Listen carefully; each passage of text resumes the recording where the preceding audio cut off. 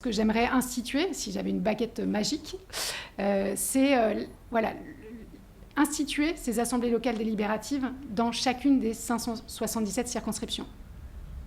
Ça me paraîtrait être une sacrée avancée que la parlementaire s'asseye un jour par semaine dans son assemblée locale, dans cette assemblée locale, où les habitants diront voilà, là tu fermes ta bouche, tu nous écoutes, on a travaillé, voilà ce qu'on pense de telle loi, voilà ce qu'on aimerait changer dans cette loi, voilà ce que tu pourrais porter, machin, et voilà, ça réparait déjà beaucoup de choses en fait. Ce dialogue qui est rompu, cette peur mutuelle, cette défiance mutuelle et tout ça, à l'Assemblée, on siège mardi, mercredi, jeudi.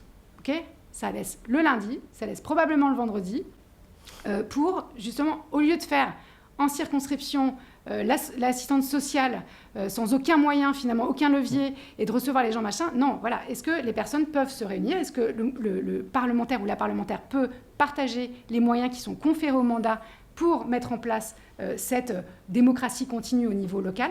Et ça changerait tout, en fait. C'est que juste avant de voir qu'il y ait les gilets jaunes, on l'aurait vu depuis très très très longtemps, juste parce qu'on se serait assis dans la circonscription, écouter, entendre, pas forcément débattre, mais aussi comment est-ce qu'on relaie à l'intérieur de l'Assemblée nationale et tout. Donc voilà, après il y a beaucoup, il faut le créer, cette idée d'Assemblée locale délibérative, c'est Dominique Rousseau, constitutionnaliste français, qui a théorisé ça. Et concrètement, c'est sympa son idée, hein, c'est intéressant. Tous les membres d'une circonscription, tous les inscrits sont membres de droit de l'Assemblée locale. Bon, chez moi, c'est 72 000 personnes. Un lieu pour 72 000 personnes, et comment on fait pour débattre et délibérer? C'est vraiment concrètement, ça ne marche pas. Bon. Donc on sait, on pressent, et c'est tout l'enjeu de cette campagne où on va prototyper au fur et à mesure avec les habitants et les habitantes, designer cette Assemblée locale à partir de leurs besoins et de leurs envies, pas de ce que nous on projette en tant que penseurs ou simplement en ayant envie d'agir sur la démocratie. Donc on sait qu'il y a un volet numérique, mais on sait que le volet numérique, il est extrêmement pauvre. Donc le volet numérique, il est plutôt consultatif.